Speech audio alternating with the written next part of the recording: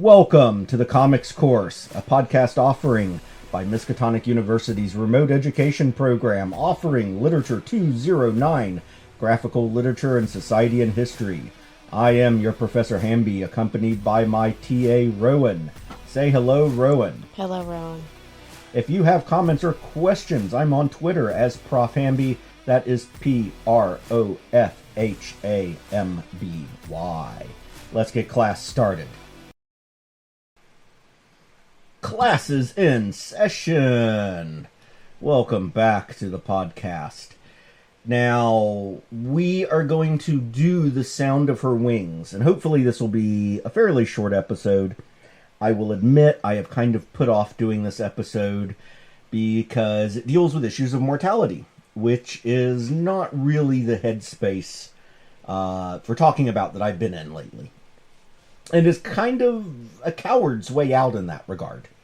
Because while I'm very forward in talking about how I feel that it's okay for entertainment to just be entertainment in comics, the reverse is also true. In that literature can be about meaningful things.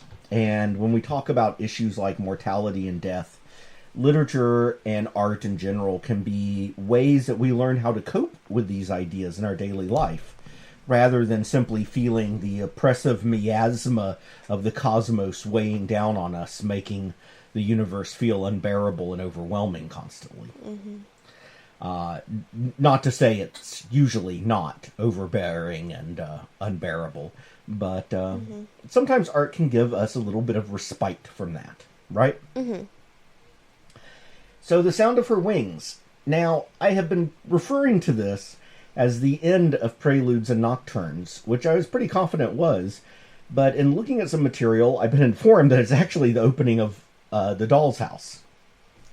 Now, it should be noted, before people slag on me too much for this, that there was no such thing as Preludes and Nocturnes when I first read this. There was just Sandman issue 1, Sandman issue 2, Sandman issue 3. These distinctions of the arcs really didn't start coming into later. Now, at some point, Neil Gaiman did start assigning storylines to these. And saying, like Doll's House Part 1, Doll's House Part 2, things like that. But there were issues that did not fit into those schemes.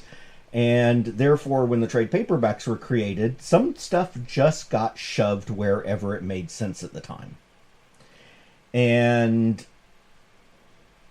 honestly, I think The Sound of Her Wings works better as an end to Preludes and Nocturnes than it does as the opening of The Doll's House. Now, you watched this episode with me of the TV show. What did you think of it? It was depressing. Depressing? But really good. Now, they combined two stories here from The Doll's House, each of which were standalone issues, and they basically just jammed them into the TV show as the first half and second half of the episode. The first half being The Sound of Her Wings, and the second half being the meeting of Hob Gandling. Was it the Sound of Her Wings part that you found depressing, or did you find some of the Hob Gandling story depressing too? When you put those two stories side by side, it's really hard for Hob to beat it. Right, there's a lot of emotional impact from The Sound of Her Wings that you don't get from Hob Gandling. And it felt awkward and weird to me. Now, these are both fan favorites. And I've heard many people refer to The Sound of Her Wings as one of the most powerful stories in graphic literature to them. And then Hob Gandling thematically rejects everything from The Sound of Her Wings. So for the first time, it felt like a major misstep in the series to me. It did not feel like they worked together at all. What did you think? Yeah, it felt kind of forced to put them right next to each other. I mean, there's a meta theme to The Sound of Her Wings, and then a plot level theme. And the meta level theme is about dream. But the plot level theme is about death, and how death comes to people. And then the entire story of Hob Gandling is about how death is never going to come for him and his reactions. Now, the meta plot of The Sound of Her Wings is Dream using an example from death informing him about living his own existence. So finding this meaning in death, in a sense, is then completely rejected by Hob Gandling, saying death is a mug's game. Mm-hmm. I think they screwed up there. I do not think this was a smart choice, storytelling-wise. Yeah, it felt very jarring as well in the episode. Right. It felt like the awkward transition it in fact was. I feel like they wanted to keep each of the episodes the same length, so instead of having 2 shorter episodes, they were just like, okay, we'll combine them. And I think they should have kept them shorter and separated them. Mm-hmm. Now, a lot of people would say that the dominant theme of Preludes and Nocturnes is death. And I disagree with that. I disagree with it extremely strongly. And we talked previously about a dominant theme being the alienness of the endless. You know, as Dream is going around and collecting his regalia of office, we see that he is this anthropomorphic personification of the dreaming. And he is not a anthropomorphic personification. He is whatever people look at him expect to be. In fact, that's one of the reasons Gaiman used J'onn J'onzz, the Martian Manhunter, early on in the series, to see that he's just not different flavors of people. If you have different species, he is whatever that species expects. Mm-hmm. And indeed, we will later on see a story called The Dream of a Thousand Cats, where he is a cat. And indeed, much later in the series, we see him amongst a whole host of alien species, appearing as whatever they are. Even a dream version of an elder Cthulhian god. Because even the elder gods dream. Interesting. So, now, death certainly occurs in this story. Roderick Burgess dies, and his son is cursed. We see other characters die in the course of the story. And of course, The Sound of Her Wings is about death. But is that what Dream takes away from it? So to step through the plot of The Sound of Her Wings, Dream is hanging out in what I think is Trafalgar Square. And by this point, Mike Dreggenberger and Malcolm Jones III have taken over his art. And while I don't like their art as much as Sam Keith's, it definitely has a style that caught the moment perfectly in that 1989, early 90s. And for those who weren't alive back then, goth was big again. Mm-hmm. And there was a lot of interest in alternative lifestyle stuff like Wiccanism and, you know, all forms of neo-paganism and stuff like that, which kind of collided and interwove with some of the goth lifestyle and things like that. Are you having trouble with your pop filter? It won't stay up. Well, you know, it originally was meant to hang so that it would be down and not fighting gravity. We might need to revisit your mic setup. Yeah, I don't know what happened to it. I sit down and it changes. Uh-huh. Yeah, no human involvement in that at all. Anyway, this hit perfectly at the time. I mean, this was... Sandman was so big at the time that top 20 artists like Tori Amos were dropping references to Neil Gaiman in her songs. And apparently she and he are good friends to this day. Mm-hmm. And for people who don't know who Tori Amos is, go check out her back catalog. She's a brilliant artist. And her first few albums, trigger warning here, do deal with themes of things like sexual assault and some pretty painful bits, although she often covers them up with cheerful melodies, so you have to read the lyrics. But lyrics can be pretty chilling and harrowing. So anyway, Dream is sitting here in Trafalgar Square, and he's feeding the pigeons. And then Death shows up. And Death says, "So what are you doing?" "Feeding the pigeons." "You do that too much, you know what you get?" Dream doesn't reply because he's being emo. Of course. And she goes, "Fat pigeons!" That's a line from Mary Poppins. Mm. And she's a cheery goth. Mm. And now in the TV show, they made her black. Very attractive black woman. I know I've seen her act in other things, but I can't think of what else I've seen her in. Mm-hmm. But she was rather fetching, I thought. Yeah. And it was disconcerting for me, not because I disagree with the choice. I mean, saying that an endless is the wrong race or gender or even species is absurd. They are endless. They represent all the things of the universe. They were really doing a bad job at showing that they weren't racist. The people who are complaining about it? Uh-huh. Yeah, I agree. I mean, it is impossible, literally impossible, to represent an endless as any age, any body shape, any race, any gender, and have it be wrong. It is a thing, not a creature. Well, it's actually both. Because that's one of the difficult thematic things people have to understand about the endless, is that it's not that they are a creature, because they're not. They are all creatures. Dream doesn't just control the dreams of the sentient races. He is the dreams of the sentient races. There is no distinction between the entity and the thing they represent other than a little bit of a personification. Mm-hmm. So, in a way, they are Martians. They are humans. They are everything. Death even more so, because dream is excluded from the things that don't dream.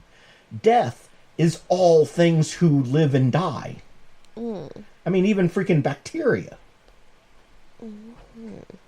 So, but with that said, I've spent over 30 years envisioning Death of the Endless one way primarily, so it was a little disconcerting to see the actress as Death. But I thought she did a good job. Mm-hmm. And they kept her same style. She just was black. Yeah, but that super pale emo goth skin and all that, I mean, it's iconic. Now, does that mean it can't change? I think it's fine. I mean, I honestly probably would have argued to keep her the same because of the iconicness, except it pissed off a bunch of racists, and I always enjoy that. I kind of like the way she was in the show, because putting the two of them next to each other and having them be siblings was so funny. Right, He just looks like the emo, stepbrother. Well, he is. And, of course, the imagery here in Sandman is iconic for him, sitting with that one leg out, one up, breaking up bread, throwing it to the pigeons. I mean, he looks like a guy who goes home at the end of the day, turns off the lights except for one little flickering light, listens to the Smiths, and stares off into the middle distance of the room, right? I mean, just, or to put it in terms that younger generations might understand, he just sits around and listens to My Chemical Romance, The Black Parade, endlessly. Although the Smiths are even better for being emo. Just saying. So we get this dour, brooding dream and the chipper happy death. And he ends up accompanying her as she wanders around and does her work. And he makes some comments that carried over from the graphic novel to the show, with things like, why do humans fear you so much, sister? You give them, access to the sunless lands. I am much more terrible than you. I torture them. You give them relief to move on. And, it's something that he just doesn't understand. But it's not his domain. He is a person, but not a complete person. He is one part of all people, their dreams. Which makes him both more and less than a person. Which is one of those dualities that you have to kind of come to understand through the reading. Now, as Death goes about her business, she visits people, and Dream comes with her. And she visits this old fake Romani who played for money. He's actually Jewish. They altered him up quite a bit and dropped the Romani bit in the show. And she visits a baby, which I was kind of surprised they kept. She visits a comedian who literally dies on stage. They dropped that from the show. They kept the baby instead of the comedian. Well, I mean, the baby part is, the real knife wound. I mean... Which is why I feel like they had to keep it. Right. I think it was a smart choice. And they go on and on. And they show vignettes here, single panels of lots of people they didn't reference in the TV show. Somebody shot dead in an alleyway, somebody dying in a hospital, somebody who leaps off a roof. Oh, leaping off the roof. Oh, that... Yeah, there's just a bunch of stuff there. And by the end of it, we see that Dream has kind of recaptured his enjoyment of his office. And the sound of her wings references three things. The sound of death when she is carrying the souls off to the sunless lands, but also the pigeons, both at the beginning and later. Except where at the beginning, where Dream was throwing them pieces of bread, he now pulls out of his pouch the sand of the dreaming, and the birds are lifting up. However, this isn't about mortality, and this is why I think this issue works better as the end of Preludes and Nocturnes, because at the beginning, he is saying to Dream, one of the reasons he's miserable was he thought after, this 90-100 plus years in the prison, they changed the timing for the TV show and stretched it out. It was a little bit less in the comics by roughly 30 years. 32 years? Yeah, 32 years. Because it was 1989 in the comics and 2022 in the TV show. So it's 32 years. And, he dreamed of revenge. He had a mission to get his regalia back. And at the end of it, he just feels meh. And Death chews him out for being, pathetic and emo and all that. And by accompanying her, his lesson was not about accepting death. He's not going to die. He's not really concerned with mortality. What he did was rediscover a joy of being one of the endless and rediscover a fulfillment and duty through his older sister's example. Mm-hmm. So it has nothing to do with mortality. Mm-hmm. Now, one of the major changes they made in the show was to completely change that theme. They completely changed it. Now let's back up a little bit. We've talked about how Death is, and Dream, and the others, Despair, Destiny, Desire, they are both more and less than human. Because they are every creature that experiences what they represent, but just that aspect of their existence.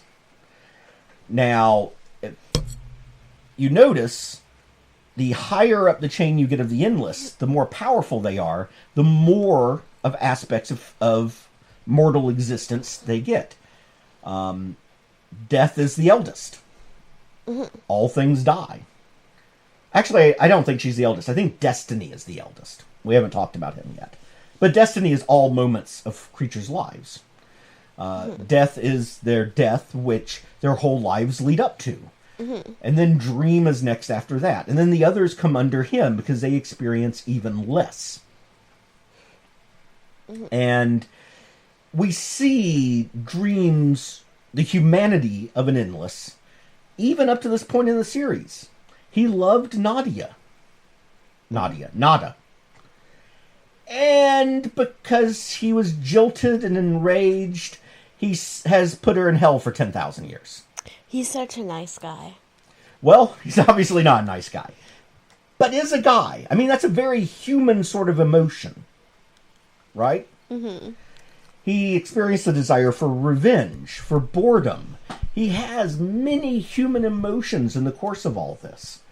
And I guess they were concerned that didn't communicate to people in the course of the TV show.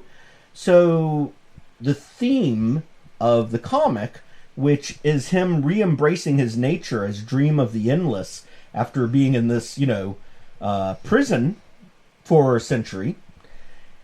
In the TV show, they changed it to a message of him connecting with humanity through death. Now, a connection with humanity is intrinsic to his duties, but that wasn't the purpose of the comic. The comic was him finding fulfillment in his function, not in the fact that he's helping humanity in some way. which was definitely the message of the first half of Sound of Her Wings. Now, that does play really well into the hobgaddling half. Now, here I have a little bit of a challenge. Do I talk about hobgaddling here or more later on when we talk about it in the comics context? Maybe a little bit here. Just a little bit. Yeah. So, the basic premise of hobgaddling, and he shows up a few times in the series, but primarily in an issue dedicated to him, is that in the 1300s, he is a mercenary, and Dream and Death overhear him in a pub, and he says death is a mug's game. And so Death arranges for him to never have to die. And this sets up this relationship between him and Dream, who has one set of expectations, and Hob doesn't exactly follow Dream's expectations of what a human will do. Right? Once again, God's making bets with human lives. Yep. What's new? So, Dream ends up having a connection. Hob becomes a friend. And so, in the TV show, where The Sound of Her Wings is about him reconnecting to humanity, plays perfectly into this relationship with hobgaddling. So I guess it does make sense for the TV show in that regard. But it's very jarring from the comic standpoint because they've totally changed the theme of The Sound of Her Wings, which feels really weird to me, considering what an iconic story this is. I mean, I've heard many people over the years talk about how this helped them come to terms with a loved one's death. And they did kind of keep that theme, but it feels dangerous to me to change a story that is that iconic and powerful to people. But they did stick with the theme, so maybe it was the right thing to do. I feel like I'm talking myself out of my own opinions from the beginning of the podcast. Maybe you are. Maybe you're processing it. But this is what talking about and thinking about literature is. You know, that you discover things in it that you even don't expect initially. So, a heads up for people. If you watch the TV show, the themes are very different. And I do think that at least in the graphic literature form, The Sound of Her Wings works much better as a conclusion to Preludes and Nocturnes than it does the beginning of The Doll's House. Now, at this point, we have, I think, 5 more episodes of the TV show to go, which will go through Doll's House. And I'm kind of inclined to just... I don't want to stretch out Sandman super long. I mean, we've basically taken about 8-9 issues here and gotten 4 episodes out of it. But I think for our next episode, we'll do the entirety of Doll's House at once. How does that sound? Sounds good. And then continue each week to do one story arc from Sandman till we wrap it up. And then we have to find something new. So, folks out there, Prof. Hamby on Twitter, social media links at the end of the podcast. Send me ideas for what I should do next. Because I got to work that crap out. And there we go. We are at 23 minutes. This may be one of our shortest ones ever. Ooh.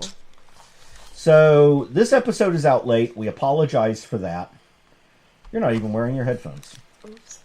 Oh, my Lord. Look at the lack of professionalism here. Sorry. Man, you're getting paid to do this, too, you know. See the disdain I get? Okay. So, we're posting this late on Tuesday. We're literally recording it late on Tuesday because we've been so bad about getting stuff done on time lately. But our next episode up is on Thursday, and it's going to be about dimensions of time and space. All right, so class is dismissed. Class is over, but before you leave your seats, we have one more teaching moment. New podcasts drop on Mondays and Thursdays. We are on Apple Podcasts, Google Play, Spotify, Stitcher, and tons of other platforms, as well as YouTube. Our hosting is at comicscourse.captivate.fm, which also has our RSS feed. If you want to find our website, TikTok, any of that other stuff, constantly updated list is at Linktree, linktr.ee/Prof Hamby.